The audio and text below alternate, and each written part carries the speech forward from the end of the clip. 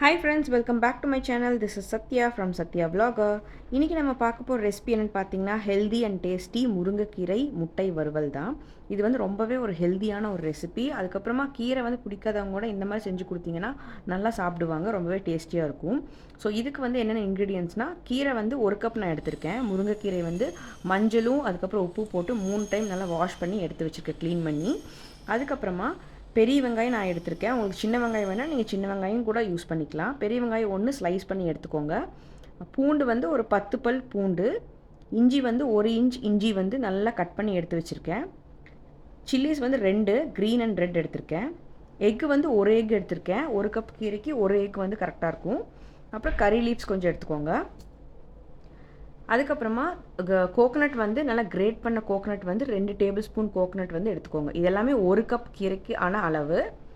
இப்போ வந்து எக்கை வந்து தனியாக ஒரு கப்பில் வந்து உடச்சி ஊற்றிட்டு அதில் வந்து பெப்பர் வந்து 1 டேபிள் ஸ்பூன் பெப்பர் வந்து ஆட் பண்ணியிருக்கேன். உங்களுக்கு காரம் ஜாஸ்தி வேணும் அப்படின்னா நீங்கள் சில்லிஸும் பெப்பரும் ஜாஸ்தி ஆட் பண்ணிக்கலாம். ஆனால் வந்து 1 கப் கீரைக்கு இதுவே போதுமானதாக இருக்கும். நீங்கள் ஜாஸ்தியாக ஆட் பண்ணிங்கன்னா நீங்கள் ஜாஸ்தியாக வந்து இதெல்லாம் ஆட் பண்ணிக்கோங்க இன்க்ரீடியன்ஸ். நெக்ஸ்ட் வந்து ஒரு பேன் வச்சுக்கோங்க. அதில் வந்து ஆயில் வந்து 2 டேபிள் ஸ்பூன் எடுத்திருக்கேன். நான் வந்து எப்பவுமே வந்து அயன் பேன் தான் எடுத்திருப்பேன். அது வந்து உங்களுக்கு நல்லாவே வந்து இன்னுமே ஹெல்தி. அது கூட வந்து உரத் தால் 1 டீஸ்பூன், அதுக்கப்புறமா சன்னா டால் கடலப்பருப்பு 1 டீஸ்பூன் ஆட் பண்ணிவிட்டு நல்லா ஃப்ரை பண்ணிக்கோங்க.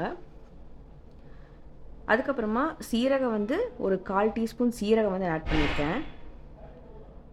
கறி லீவ்ஸ் கொஞ்சம் ஆட் பண்ணிக்கலாம்.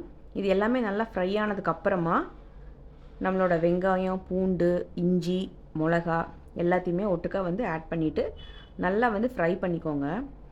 நான் வந்து இன்றைக்கி வந்து ஆயில் வந்து கோகனட் ஆயில் தான் யூஸ் பண்ணியிருக்கேன். அதுக்கப்புறமா டர்மரிக் பவுடர் வந்து ஒரு 1/4 டீஸ்பூன் டர்மரிக் பவுடர் ஆட் பண்ணிவிட்டு சால்ட் வந்து எந்த அளவுக்கு வேணுமோ அந்தளவுக்கு சால்ட் ஆட் பண்ணிக்கோங்க. நீங்கள் கோகனட் ஆயிலில் செய்யும்போது இன்னுமே ரொம்ப டேஸ்டியாக இருக்கும். இப்போ வந்து நம்ம வாஷ் பண்ணி க்ளீன் பண்ணி வச்சுருக்கோம் இல்லையா, அந்த முருங்கைக்கீரை வந்து இதில் ஆட் பண்ணிடலாம். அதையும் நல்லா வந்து ஃப்ரை பண்ணிக்கோங்க. அந்த ஆயிலே கொஞ்சம் ஃப்ரை ஆனால் பாதி வெந்துடும். அதுக்கப்புறமா ஒரு 1/4 டம்ளர் அளவுக்கு தண்ணி ஆட் பண்ணிங்கனாலே போதும். ஏன்னா ஆல்ரெடி ஆயிலே அது நல்லா ஃப்ரை ஆகிருக்கும் கீரை. இப்போ தண்ணி ஆட் பண்ணிங்கன்னா நல்லா வெந்துடும். ரொம்ப தண்ணி ஆட் பண்ண வேண்டாம் இதுக்கு. இப்போ நம்ம முட்டையும் அதுக்கப்புறம் பெப்பரும் கலந்து வச்சுருக்கோம் இல்லையா, அதை வந்து இதில் ஆட் பண்ணிடுங்க. நல்லா வந்து ஃப்ரை பண்ணிக்கலாம். பார்த்திங்கன்னா இந்த மாதிரி நல்லா வந்து முட்டை வறுவல் செய்வோம் இல்லையா, அந்தளவுக்கு வந்து முட்டை வந்து நல்லா அந்த கீரை கூட மிக்ஸ் ஆகி நல்லா ஃப்ரை ஆயிடணும். இது வந்து சூப்பராக டேஸ்டியாக இருக்கும் உங்களுக்கு. இப்போ வந்து கேஸ் ஆஃப் பண்ணிவிட்டு அதுக்கப்புறமா வந்து ஃபைனலாக வந்து நீங்கள் கோகனட் ஆட் பண்ணுங்கள். அப்போ தான் வந்து நல்லா ஹெல்தி. நீங்கள் வந்து எப்பவுமே வந்து கோகனட் எந்த பொரியலுக்குமே கடைசியாக ஆட் பண்ணுங்கள், அப்போ தான் வந்து நல்லது. ஸோ நான் வந்து இந்த கீரை வந்து கோகனட் ஆயில் தான் செஞ்சேன். ரொம்பவே டேஸ்டியாக இருந்தது. நீங்களும் அதிலே ட்ரை பண்ணி பாருங்கள், நல்லாயிருக்கும். கண்டிப்பாக இந்த வீடியோ உங்களுக்கு யூஸ்ஃபுல்லாக இருக்கும்னு நினைக்கிறேன். தேங்க்ஸ் ஃபார் வாட்சிங்.